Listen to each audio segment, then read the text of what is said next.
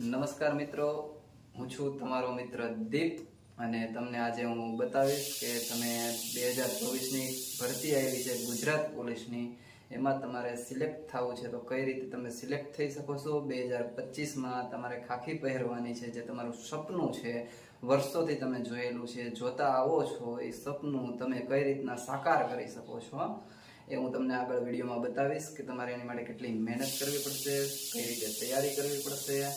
તો આગળ તમે વિડીયો જોજો, ચેનલને સબસ્ક્રાઇબ કરી દો, સૌપ્રથમ વિડીયોને લાઈક કરી દો, વિડીયોને શેર કરી દો તમારા જે મિત્રો તૈયારી કરતા હોય બધાને।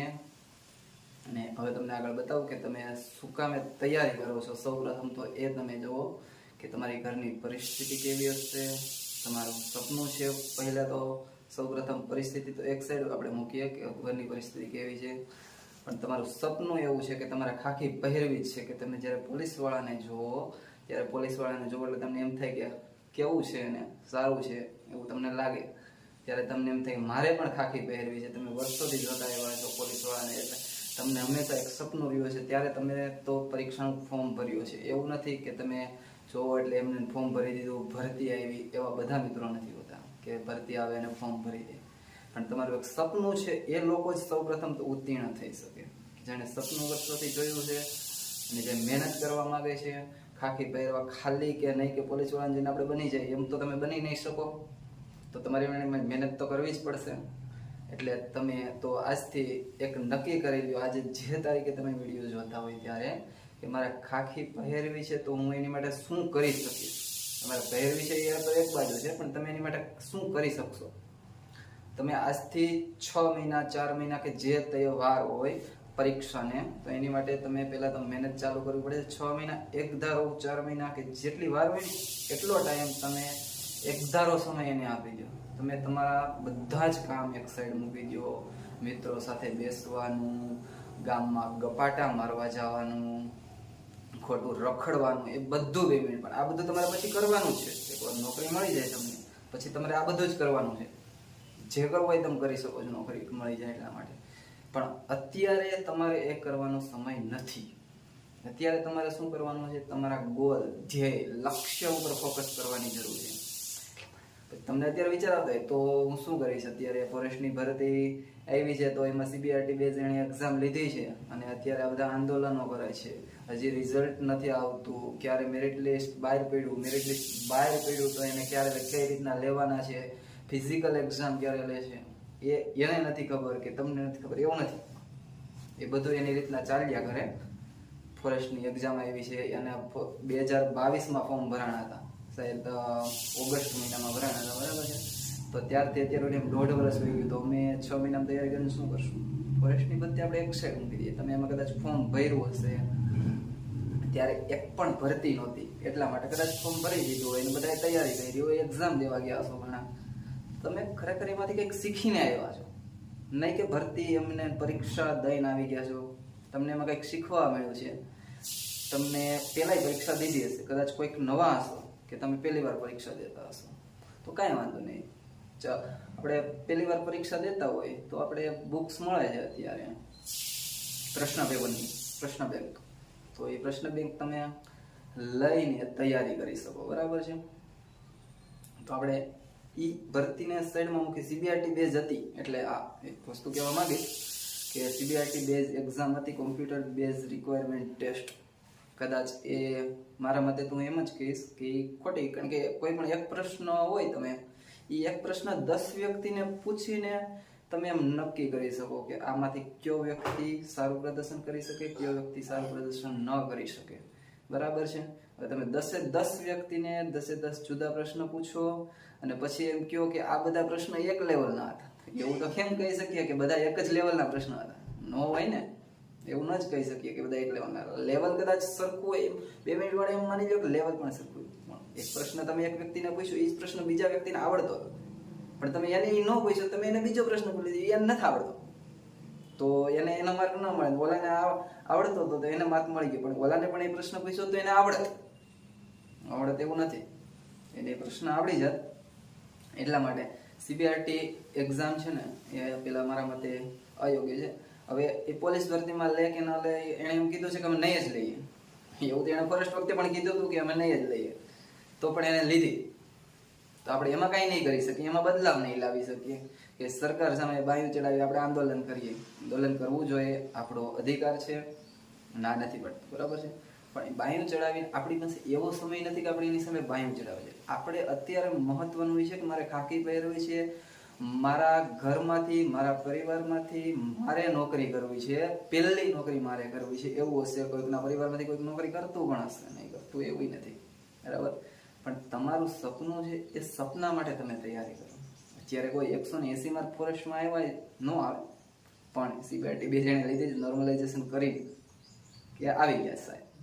પણ કદાચ કોઈને 140-50 માર્ક હોત ને તો એ કદાચ આવી ગયા હોત, ઘણા નથી આવ્યા. પણ આપણે એ વસ્તુ ન કહી શકીએ કે આમ જ હોય, આમ જ ન હોય. પણ 40-50 માર્ક આવ્યા એની તૈયારી તો સારી હતી, એ તો કહી શકીએ 100%. કદાચ ફોરેસ્ટમાં ન આવ્યા, આમ સમજી લો. તો તમે અત્યારે શું કરી શકો? તમે અત્યારે તૈયારી સારી કરી શકો.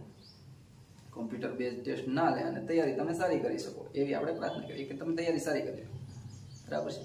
તો તમે તૈયારી સારી કરીને તમારા 100% આપીને તમે 6 મહિના 4 મહિના કે જે કાંઈ તમારે મહેનત કરવાની, જ્યાં સુધી પરીક્ષા ન આવે ત્યાં સુધી તમે મહેનત કરો. ફિઝિકલ છે કે તો ફિઝિકલના માર્ક આપી નાખાય એને કે તમારે 25 મિનિટમાં દોડી લેવાનું. પહેલાં 20 મિનિટમાં તમે દોડો તો 25 માર્ક હતા, હવે નથી. તો એનો મતલબ એવું નથી કે આપણે 25 માર્ક નહીં આવે.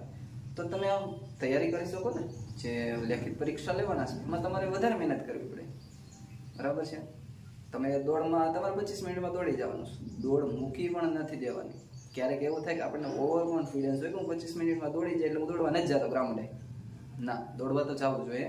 અઠવાડિયામાં 2 થી 3 વાર દોડવા જવું જોઈએ. તમને 25 મિનિટમાં દોડી જતા હોય, જો ન દોડી શકતા હોય તો અત્યારથી જવાનું રેગ્યુલર સ્ટાર્ટ કરી દો, બરાબર. પણ તમે જો દોડી શકો છો તો 2 થી 3 ગ્રાઉન્ડમાં જાઓ અઠવાડિયામાં, એ બરાબર રહેશે. હવે વાત આવી લેખિતની. તો લેખિતમાં શું કરવું અને શું ન કરવું. અત્યારે મેથ્સ અને રિઝનિંગ, ગણિત, તાર્કિક ક્ષમતા, મગજની ક્ષમતા તમારી ટેસ્ટ કરીને સરકાર એમ સાબિત કરવા માંગે છે કે તમે હોશિયાર હશો તો જ અમે તમને લેશું. ધારણ છે તો ગોખી નખાય, બરાબર છે. પણ તમારે આઈક્યુ લેવલ ટેસ્ટ કરવા માટે, તાર્કિક ક્ષમતા ટેસ્ટ કરવા માટે તમને કેટલું આવે છે, તમે કેવી પરિસ્થિતિમાં મગજમાંથી ત્વરિત આન્સર તમારો કેવો નીકળે છે, કઈ પરિસ્થિતિ છે તમારે કંટ્રોલ કરવાની છે, તમને પોલીસવાળા બનાવવાના છે, બરાબર. તો તમારે તાર્કિક ક્ષમતા તમારી ટેસ્ટ કરવાની. હવે બધી ભરતીમાં જો કે સરકાર મેથ્સ રિઝનિંગ વધારે જ ભાર આપે છે, એટલે તમારે મેથ્સ રિઝનિંગ તો કરવું જ પડશે. કદાચ તમે અત્યારે મહેનત સારી કરો, એવું પણ બને તમે મહેનત સારી કરો અને તો પણ તમે આવો નહીં, તો હતાશ નહીં થવાનું. શું તમારા હાથમાં શું છે? મહેનત કરવી. તમારા હાથમાં એ નથી, રિઝલ્ટ તમારા હાથમાં નથી. તમારે મહેનત કરી શકો. હા, સારી મહેનત કરી હોય તો આવી જાઓ. તમારે અત્યારે મહેનત તો કરવી પડશે ને. તો આજથી એક નક્કી કરી લો કે હું દરેક 3 કલાક 5 કલાક 7 કલાક જે કાંઈ તમે કરી શકો. તમને વધારે એવું કહેવા માંગીશ કે બહુ ઓવર મહેનત એટલી નહીં કે 10 કલાક વાંચે જ રાખો, ઊંધા આપણીને વાંચે રાખો, એવું નહીં, બરાબર છે. એટલું બધું વાંચવાનું ન હોય ખરેખર. કારણ કે તમે ગમે એટલું વાંચો, આખો એકને એક વસ્તુ વાંચે રાખો તો આવડી જાય એવું હોય. તમે એને પદ્ધતિસર જોવો કે આ કયા કારણોસર કેમ છે, શું કામ આનો આમ જવાબ આવે છે, શું કામ આમ જવાબ આવ્યો, તે પદ્ધતિસર તમે જોશો તો તમે થઈ શકશે. દાખલા તરીકે તમારો કોઈ એક સબ્જેક્ટ છે કે મને બંધારણ બહુ ભાવે છે, મેથ્સ રિઝનિંગ નથી ભાવતું, તો પછી કદાચ ન ભાવતું હોય. તો મેથ્સ રિઝનિંગ તમને ન ભાવતું એટલે તમને એમાં કંટાળો આવે, સ્વાભાવિક વાત છે. બંધારણ ભાવે છે એમાં તમને મજા આવે અને આવડી જવાબ, એવું થાય ને. તો તમારે બંધારણ કરવાનું, મેથ્સ રિઝનિંગ પહેલાં કરી નાખવાનું 1 કલાકથી 2 કલાક, પછી તમે બંધારણ કરી શકો. મેથ્સ રિઝનિંગમાં કંટાળો આવવા માટે કલાક કરો, કલાક તો ફરીથી મહેનત તો કરવાની છે, એટલે તમારે કરવું તો પડશે જ, કંટાળો આવશે તો પણ તમારે એ પછી 1 કલાક બંધારણ કરી નાખો એટલે તમને કંટાળો આવ્યો હોય ને તમારા કોન્ફિડન્સમાં આવી જાય કે ના મને આવડે છે, પણ મેથ્સ રિઝનિંગ નથી આવતું, બંધારણ આવડે છે, બરાબર. એટલે આ તમને એક દાખલા તરીકે, ઉદાહરણ તરીકે આપ્યું કે આ રીતનું તમે કરી શકો તૈયારી. પછી વાત કે તમે અત્યારે કદાચ તમારી પરિસ્થિતિ એવી હોય કે તમારા પૈસાની જરૂર હોય કરે, તો તમે પાર્ટ ટાઈમ જોબ કરતા હોય, પાર્ટ ટાઈમ મહેનત કરતા હોય પરીક્ષા માટે.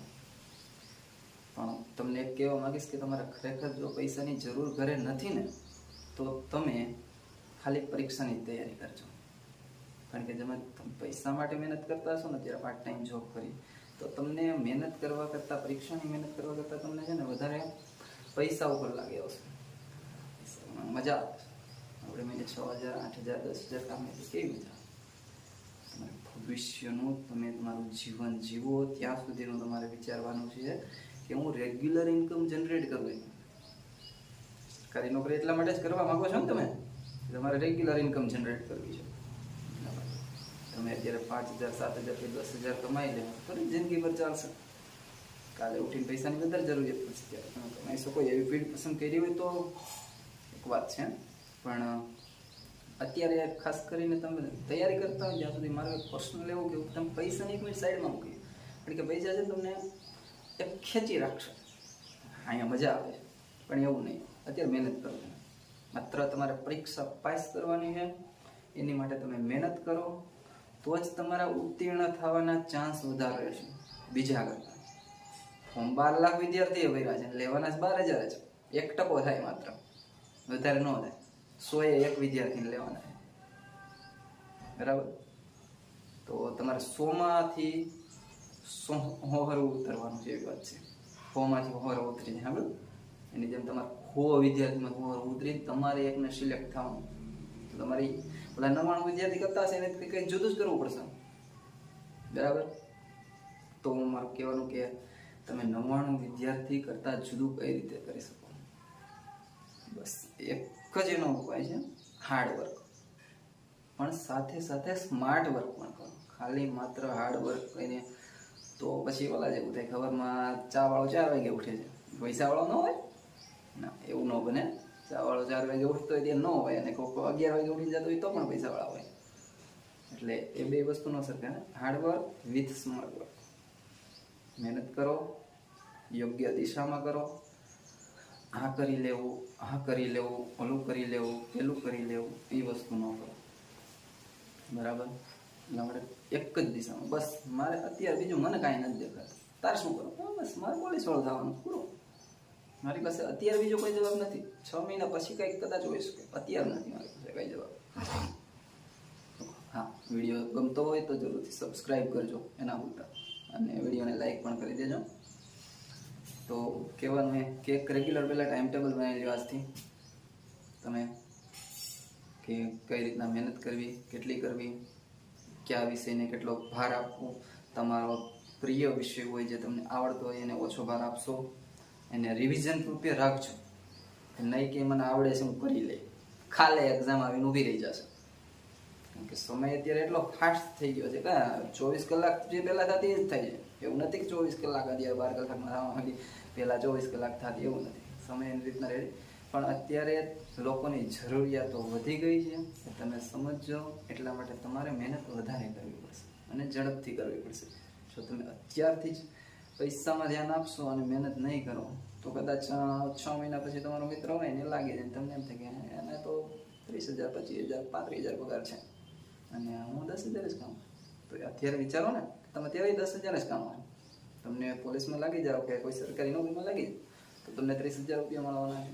35,000 જે તે પગાર હોય તે ઓછો તો નથી મળવાનો, એ વાત ફાઇનલ છે કે તમે કામ કરો. તો આપણે કહી રહ્યા છીએ કે સમય એટલો ને એટલો જ ચાલે છે, એ બધું એની રીતના રેડી ચાલે છે. આપણે મહેનત કરવાની છે માત્ર, બીજું આપણે કાંઈ કરવાનું છે જ નહીં.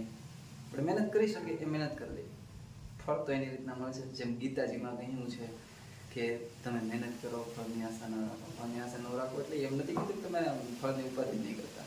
ફળની ઉપાધિ કરીએ એની માટે તો આપણે મહેનત કરીએ છીએ ને. તો આપણે મહેનત જ્યારે સ્માર્ટ રીતે અને હાર્ડવર્ક પણ કરીએ, પણ સ્માર્ટ વર્કની સાથે, બરાબર એ કરશું એટલે આપણા ઉત્તીર્ણ થવાના બીજા કરતા ચાન્સ હંમેશા વધારે રહેશે. 12 લાખ વિદ્યાર્થીઓ ફોર્મ ભરી દીધા હોય ને તો 12 લાખને લેવાના નથી, એ ફાઇનલ છે, 12 જણને જ લેવાના છે. એટલા માટે છે ને આપણે એમાં 6 લાખ તો એમને ભરી નહીં ખાશે ફોર્મ.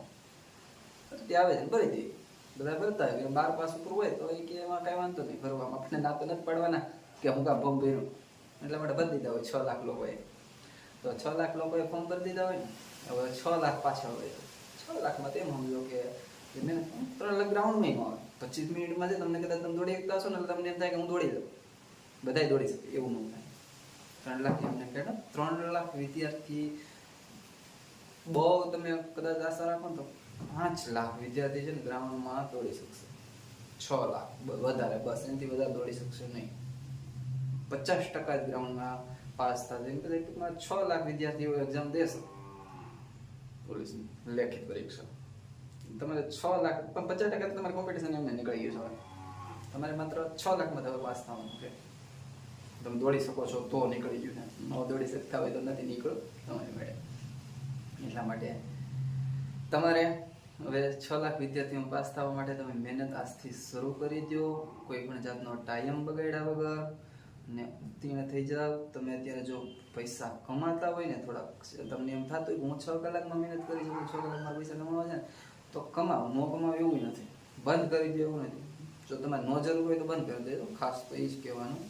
છતાંય તમને એવું લાગે કે નહીં બંધ નથી કરવા, મારે જરૂરી નથી, મારે કમાવા છે, કાંઈ વાંધો નહીં, કમાવો, એમાં કાંઈ વાંધો નથી. 5-6 કલાકમાં કરી શકતા હોય તો ખૂબ સરસ.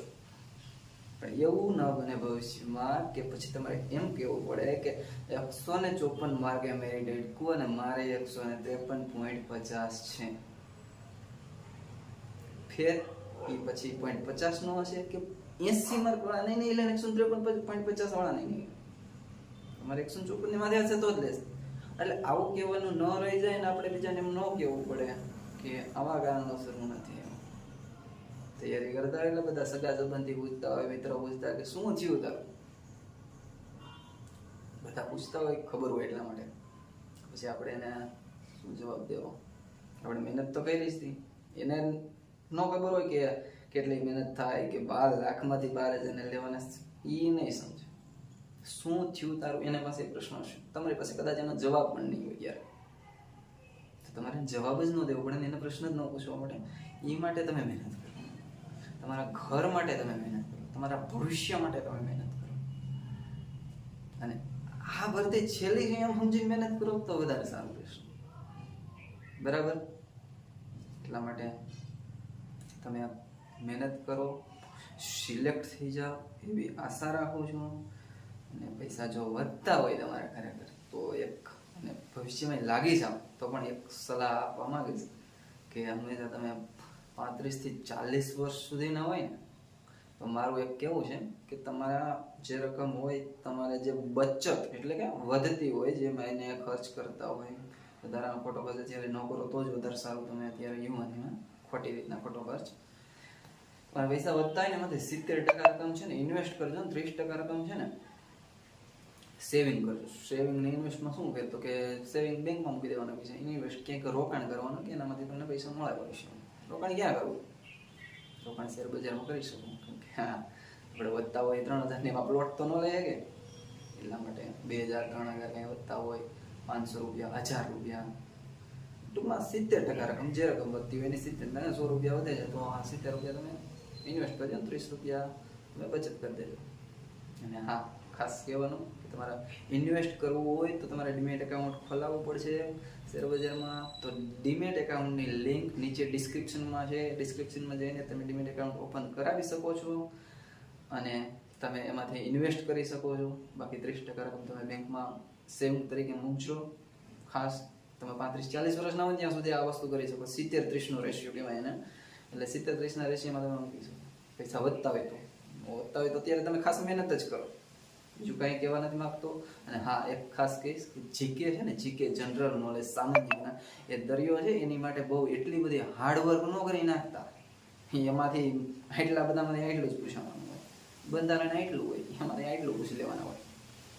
એટલા માટે તમે ઈ મુજબ કામ કરજો. આ એક સ્ટ્રેટેજી બિલ્ડ. અને ખાસ કે દરરોજ 2 થી 3 કલાક તમે મેથ્સ રીઝનિંગની પ્રેક્ટિસ કરજો જરૂર, ખાસ. કારણ કે એ તમારું બ્રહ્માસ્ત્ર થશે. મેથ્સ રીઝનિંગ તમારું બ્રહ્માસ્ત્ર થશે. મેથ્સ રીઝનિંગમાં બહુ ઝાઝા વ્યક્તિઓને તકલીફ થાય છે અને 60 માર્કનું છે, એટલે કે 30% છે મેથ્સ રીઝનિંગ, એમાં રોકડા માર્ક મળે. તમને જો આવડતું હોય ને તો કદાચ હું એમ કહું કે 60 માર્કમાંથી તમને આવડતું હોય ને તો 45-50 માર્ક કવર કરી શકો. એ બહુ ઝાઝા કહેવાય. પછી તમારે છે ને 100-120 માર્ક મેરિટ સમજો કે 150 માર્ક આસપાસ અટકે. 100 માર્ક મળે એટલે 150 માર્ક આસપાસ અટકી શકે. એટલા માટે ખાસ જીકે અને બહુ ન કરતા જેવું નહીં કરજો, પણ બહુ એટલું બધું નહીં. અને બહુ તારીખો યાદ ન રાખતા, બહુ સાદા વર્ષો યાદ રાખવાનું એવું ન કરતા, કારણ કે એ નહીં રાખી હવે આમ થાય. ફોર એક્ઝામ્પલ પૂછાય આવડે જાય તેથી ભૂલાઈ જાય, બહુ નહીં આવડે. તારીખો યાદ રાખવાનું બહુ બંધ રાખજો, બરાબર. ખૂબ આભાર તમારો વિડીયો જોવા. Thanks for watching. Thank you.